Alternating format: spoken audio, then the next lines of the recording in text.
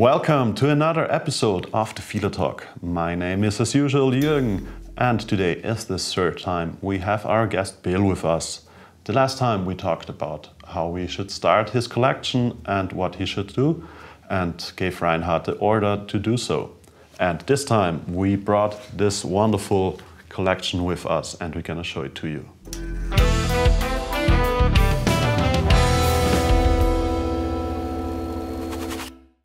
So welcome, we are back at the third episode with our guests Reinhard, the founder of the channel, and Bill, the Scottish teacher who wants to be the new stamp collector.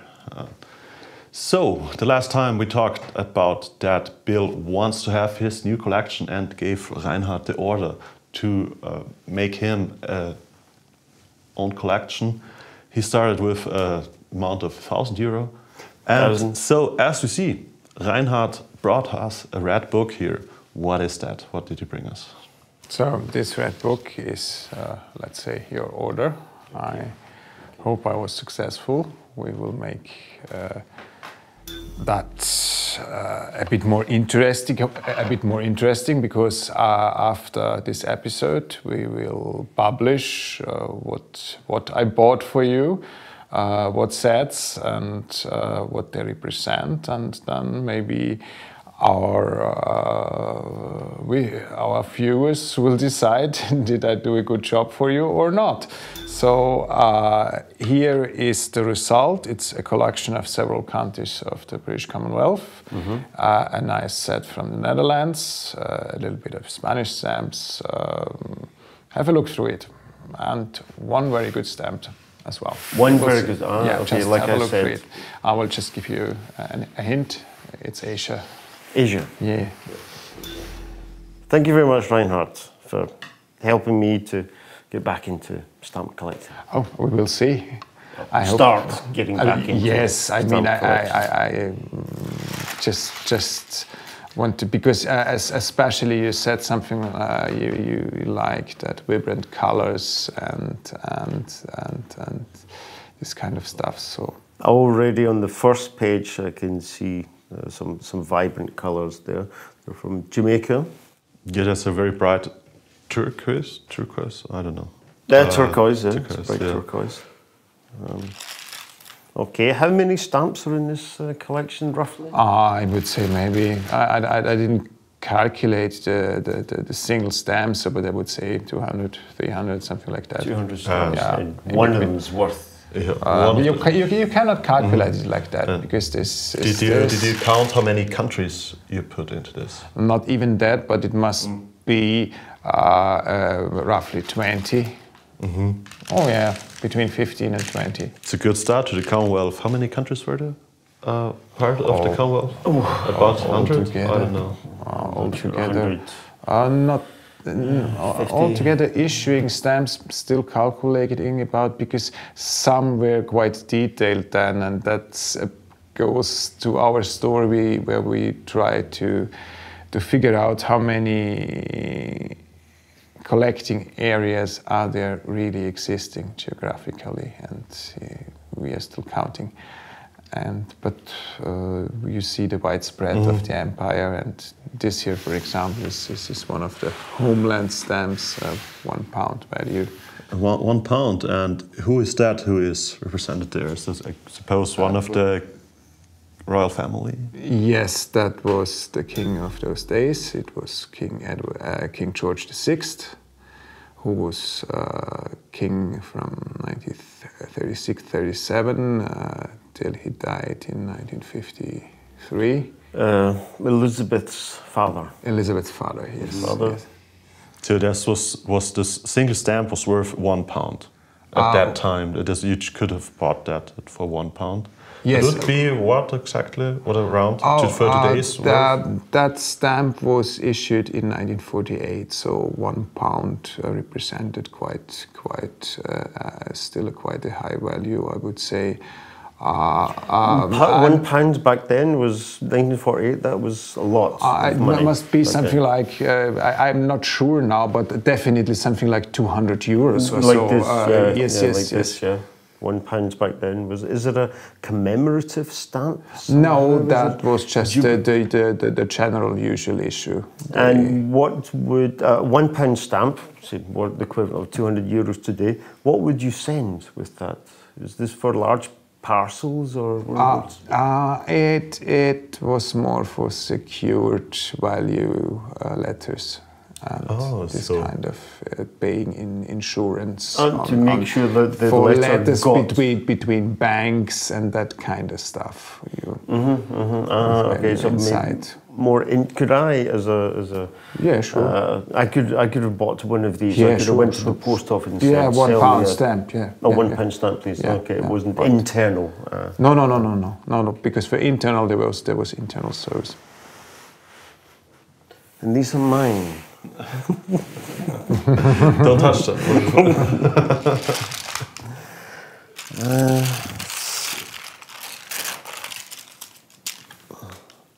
Gambia. Gambia, that's quite West interesting. Africa, Yeah, that's quite interesting country. That's just around the river Gambia. It's closed from the country Senegal. That's so right. Quite weird shape. It's just like a sausage. It's surrounded by yes, Senegal. the story that a cannon boat was going up the river and bombing cannons on the left and right side, and that was the borderline of the country. The range of the cannons. That was the contract between the French and the British. Yes. Oh, that was the range of the cannonballs was defining the borders. The borders. And it's also interesting that Gambia is the only English colony, was the only English colony in West Africa, and the rest was French. Yeah, they had Sahara, Sierra Mali, Leone was the name, but Senegal, Mali, whatsoever. Chad. But here we are already at the highlight of the British the highlight is on this page here. Yes, the highlight is on yes. this page here. Okay, let me. Okay, let me see. Two pence. So it's not the Gambia? No, that's a nice okay, set, it's £1, Jamaican's pound, and then That's a Hong nice Kong's one, dollars and cents. Yes, it's the Hong Kong one. There are 10 cents and Carmine. $10. I would take a wild guess at the fact that the $10 one is... The $10 one is a nice one. Full So margin. this is the expensive one in the collection? Yes. It has a catalog value of £300. That's a good film. And it has full margins, and it's an example which is unmounted mint. So Unmounted mint. What does that mean? Yes, that means that the gum side of the stamp never was touched by a hinge or by hinge mark or so. So the gum side is 100% intact. So it's really this stamp represents best quality. There's a little margin here, and yes. You can see that was the bottom right corner of this sheet there. Does that affect the value of a stamp? Yes, sure. There are, on the one hand, you have people who specially collect all kinds of varieties, and that is some sort of a variety because it's rarer. Than ordinary stamp. If I was to remove this little piece of paper at the top, the value would drop by how much percent? No, the value would still be 100% of the stamp, because if you don't hurt it, let's say. But in this case, the value is maybe something like 120%. Because it's an extra or bonus thing. Handling the stamps, you have a pair of tweezers. Yes. Stamps should only be handled with tweezers. Yeah, don't avoid touching them by hand. Yes. Carefully.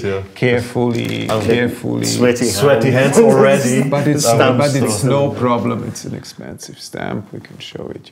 You can easily touch it. Just be careful when you put it back into the album, so don't. Watch your investment. May I have the tweezers, please? Sure.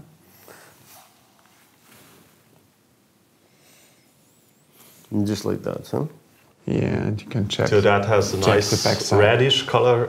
There's a watermark on the margin. Yes.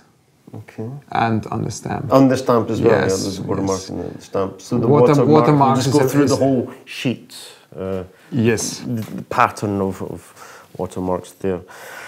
So my first question, and maybe not my last question, is how much is this worth? This particular stamp here. That leads us to another episode we will have to make, is really how to value stamps. I already started with something like catalog value. On next information I gave something like 100% and 120% because it has a nice margin. So really how to exactly value stamp is a science of its own.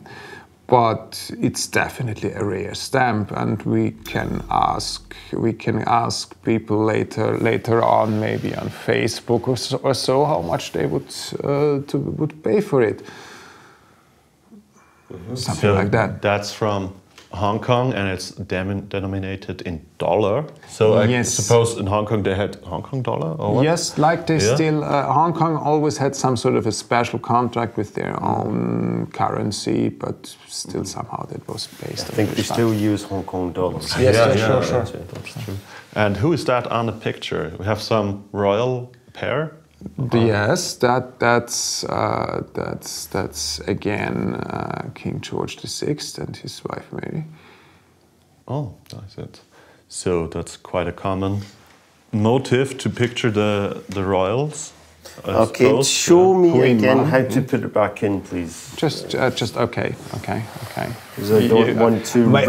Maybe next time you try it, not with the most valuable stamp. Where's the cheap ones? Okay, so. All this just like carefulness. So yeah, doesn't want really. So now it's there. Is there a correct and a wrong way to store the stamps? Do I just put it basically like in a shelf? In a shelf, but upright. Upright. Upright Like this, position. upright. Yes. Don't never let it lay down. You can let it lay down if it's not for years. Okay. What would happen if you let it lay down? For years, especially with this stamp I show you, the expansive one. It's high quality gum.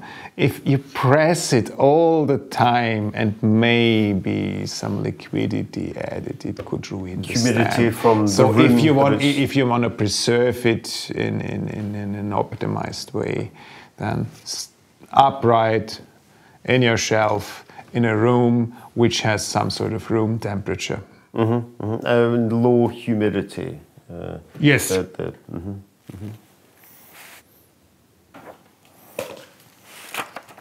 Would it be for an advantage if you just seal it from the environment? No. There should be a minimum air circulation. Oh, okay. Oh, the Cayman Islands.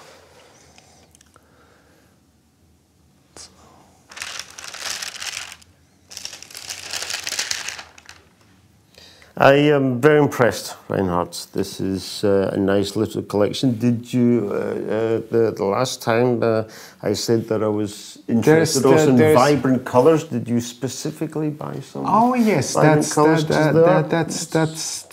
where I wanted to go to. That's the Dutch stamps I included in that collection. I think it's 2 pages further. That's Fiji.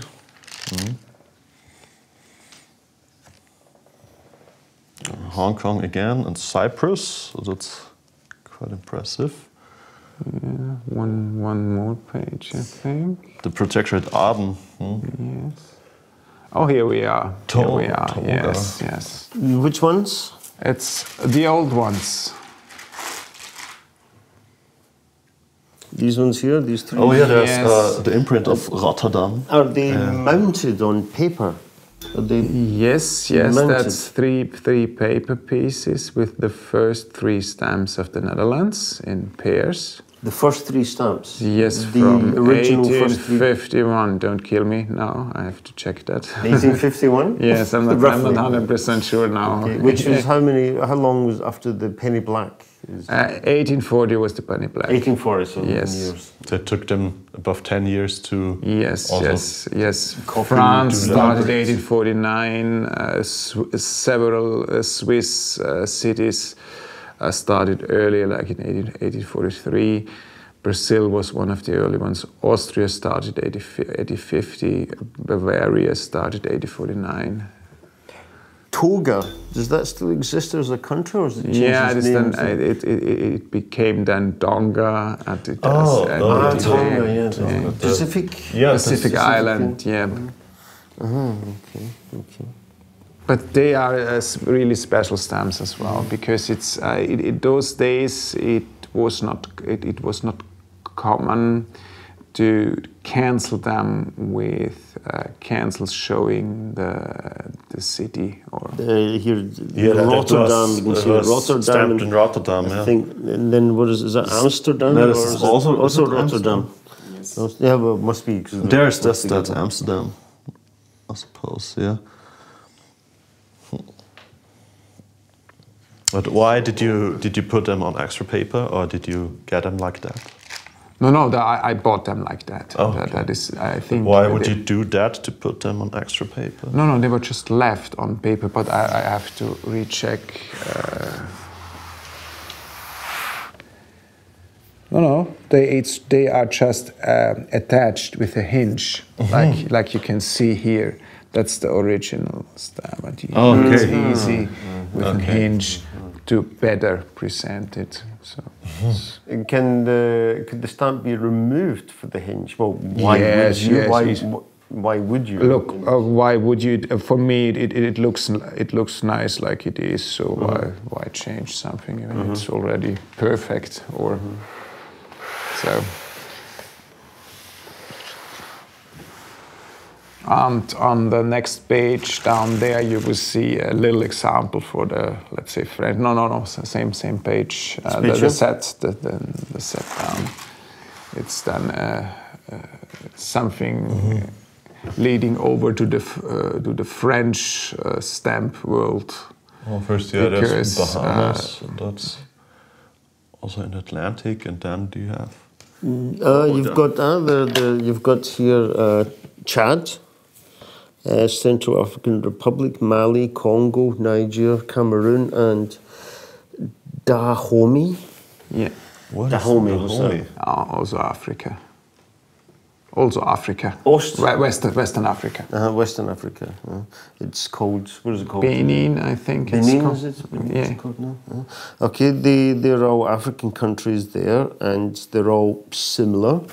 And yeah, that's called an omnibus issue. That was an issue. An omnibus issue is when several countries issued the same design of a stamp. They are exactly as it was the same with your Hong Kong stamp, because that was an omnibus issue of the British Empire celebrating the 25th wedding of King George VI. So they are all with numbers 5, 50, 25, F, I would suppose. French. 50 francs is quite a lot of money, wasn't it? No, you have to calculate it in a different way, because you can never say what's written on. You can still say it with, let's say, British Empire stamps, because it's still in pounds, and pound bands. Okay, that shows something, but you cannot take that rule to other countries, because, let's say, in French countries they had then different currencies and currency changes. So you can nowadays they in Central Africa, Western Africa, they have their own France. It's still connected to the euro. Yes. In some countries which are formerly connected to France. Yeah, also in the margin there's some numbers in the margin. Yes, that's from the printing paper, and some sort from so the printing house, next some page registration. would have the next number, the next page would have probably, the next number. probably. That's a series. So that's basically a collection. We will then publish what you got in detail. We will show the stamps. Oh yeah, and added a little Spanish collection just to give you an impression of the design of another country. Colors here are very, very vibrant. I like the colors there very much. That's issues dating back to the 50s, 60s. Oh, what that seems interesting, that is this weird Spanish sport. I think it's called pelota. Yeah. Yeah. Have you ever heard of that? I think it's one of the most dangerous sports in the world, where they throw a ball with a sickly-like slingshot to a wall, and the other guy needs to catch it, and when you get hit, you get a broken head or something like that. Nice that they made stamps out of that sport. Encouraging violence, almost. Okay, so I have my start of my collection there. I will need to get a pair of tweezers. Yes. Is it advisable that I get one of these? What are these specifically? Look, stamps are small. It can be, and it should be. It's a very nice thing to look at them closely, because they are also small pieces of art, and not all of them, but quite many.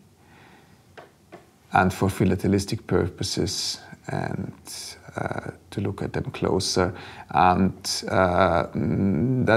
we see that as a first collection for you. So that should give you some sort of ideas how you want to develop further in your experiences with stamps. As I said to you before, that maybe I will find a particular topic which is more interesting for me. I will look at all the stamps in more detail, and we will continue. How do I continue? What would be my next step, do you think? Where would I buy my own first stamps? Online? We will discuss exactly this topic in our next episode. Yeah, wonderful. Then I would say that's a good ending point for this episode. And next time we will discuss what we will do next with your brand new collection you have there.